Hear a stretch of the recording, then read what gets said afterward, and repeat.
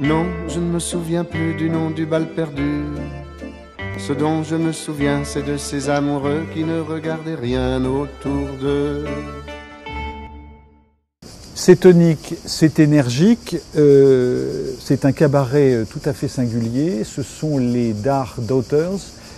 Avec nous pour en parler, Oleg et Zo. Et à Zo, je pose le premier mot, première interrogation, c'est Maïdan 2013. Maïdan 2013, nous sommes en Ukraine. Zo. Oui, Maïdan, c'est une grande chose pour nous parce que c'était la révolution de la dignité. Et pour nous, c'est très important parce que l'Ukraine, c'est un pays indépendant. Et la puissance qui a été avant, c'était impossible pour nous et inacceptable pour nous, pour tout le peuple. Et oui, c'est ça. Et dans le Maïdan, toutes les classes de la société ont pris parti. Chacun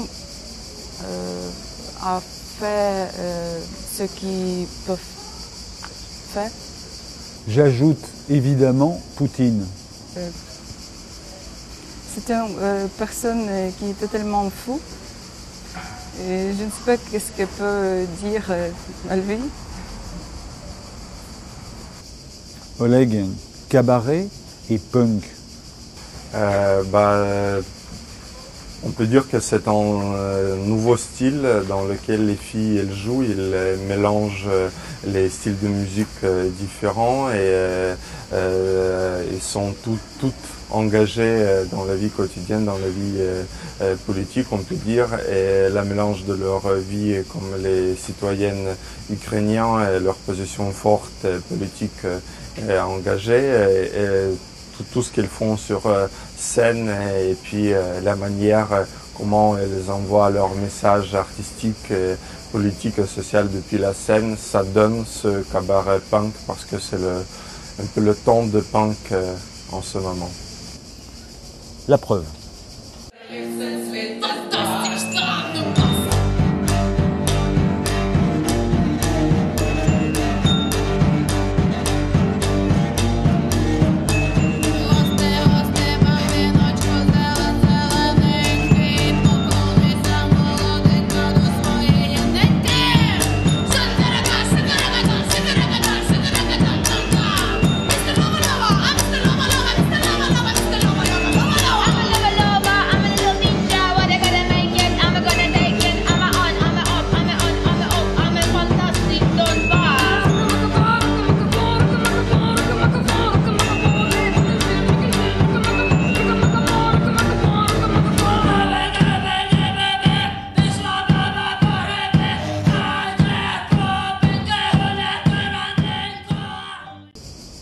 Pour vous, après ce qu'on vient de voir du spectacle, le mot masque ou le mot maquillage?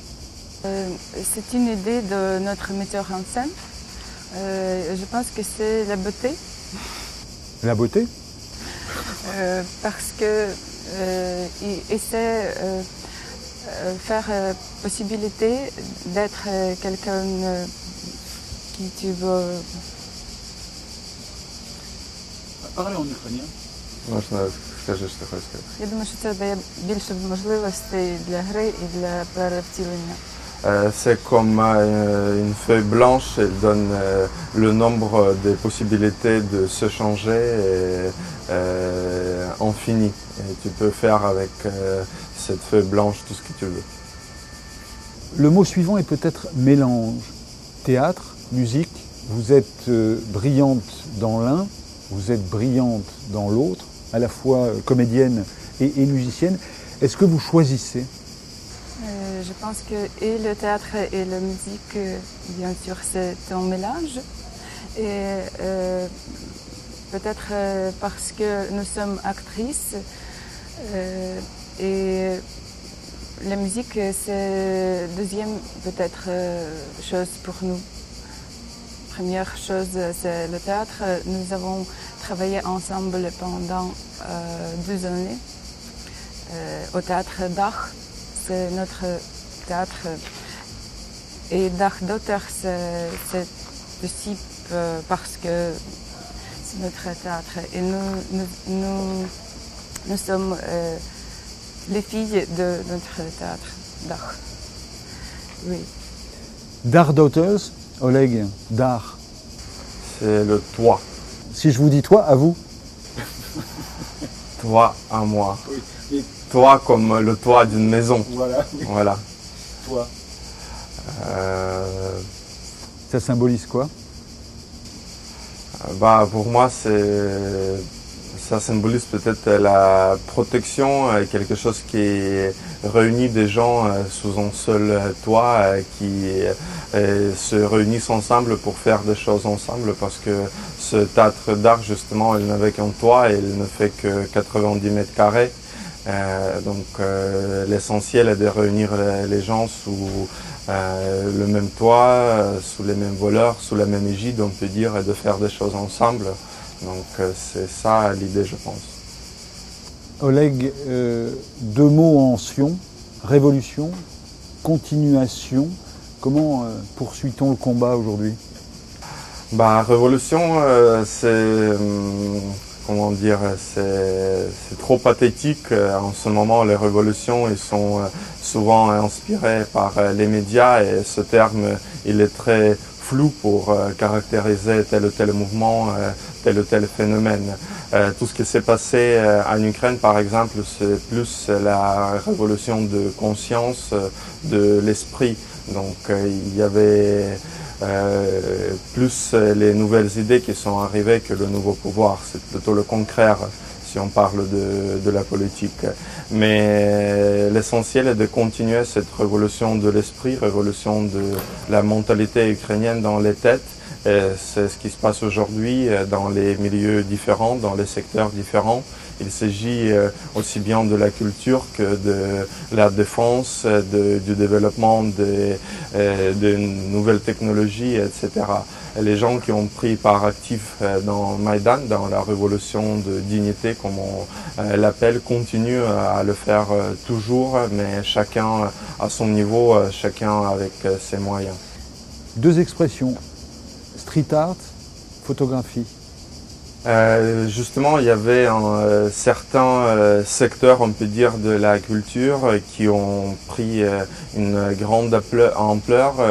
Et c'est bien évidemment, les artistes étaient inspirés par les événements qui ont eu lieu en Ukraine en 2013-2014. Et le moyen le plus simple de parler, d'envoyer un message ou les pensées, les nouvelles idées, de le faire dans la rue. Et pour que chacun puisse avoir accès à ces œuvres, et c'est gratuitement. Et les artistes ont fait beaucoup des œuvres, des fresques murales engagées, et leurs collègues du monde entier ont suivi le mouvement, et il y avait des fresques créées par les Portugais, par les Français, par les Espagnols. On peut dire que c'est une sorte de la renaissance de la culture ukrainienne, mais ayant son propre identité et ses propres engagements. C'est la même chose pour la photo? Oui, il y a quelques photographes qui ont fait des séries sur Maïdan, et notamment il y a Maxime Daydyuk qui a eu un prix Ochlik au Festival de Perpignan cette année, et qui va avoir, je pense, encore des prix au moins à Paris Photo, etc. Elle continue, et il y a encore 2 photographes de la génération précédente, comme Alexandre Gledilov, qui ont fait des séries en noir et blanc, qui voyagent déjà dans le monde entier. Et c'est vraiment notre ampleur de développement de la photographie et du journalisme de guerre. Une question à tous les deux.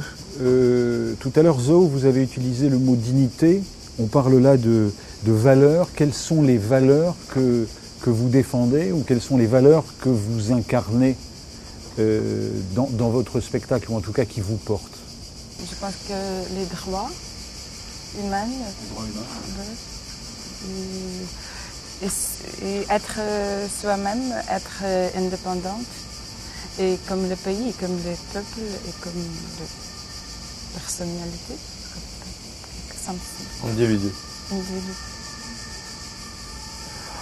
Bah, je pense que on peut dire que c'est la nouvelle démocratie participative quand les citoyens prennent la responsabilité, assument la responsabilité pour leurs actes vis-à-vis du pouvoir, bien qu'on doit délivrer le pouvoir normalement aux autorités, mais si la situation en Ukraine est telle qu'il est, et si le pouvoir est corrompu, les individus et les citoyens, ils acceptent de participer dans la prise de décision qui les concerne en premier lieu et les valeurs d'être libre d'exercer justement des droits et d'appliquer la force s'il le faut pour y arriver.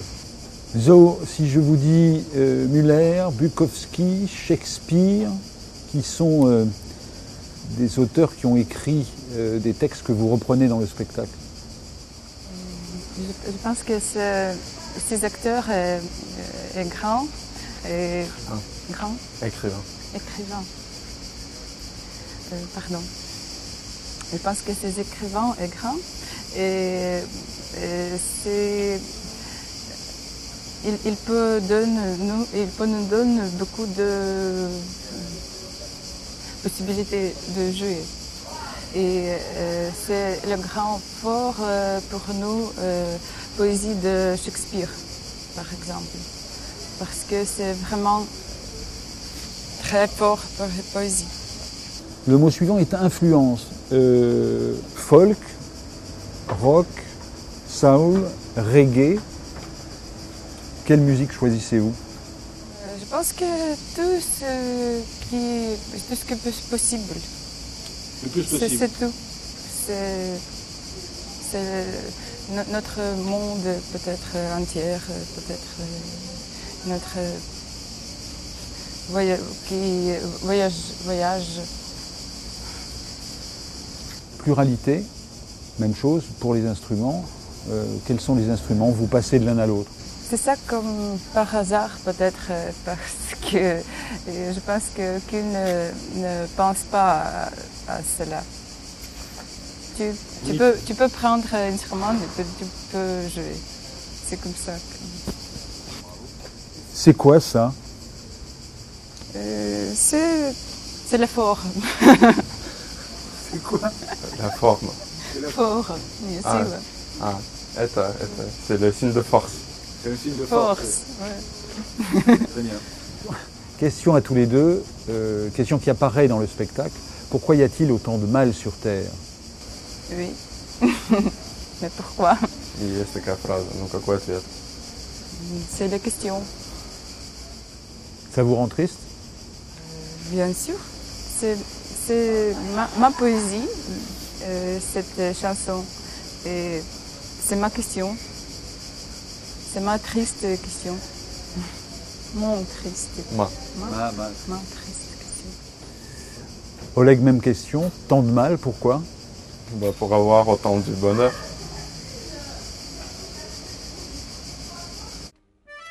Non, je ne me souviens plus du nom du bal perdu. Ce dont je me souviens, c'est de ces amoureux qui ne regardaient rien autour d'eux.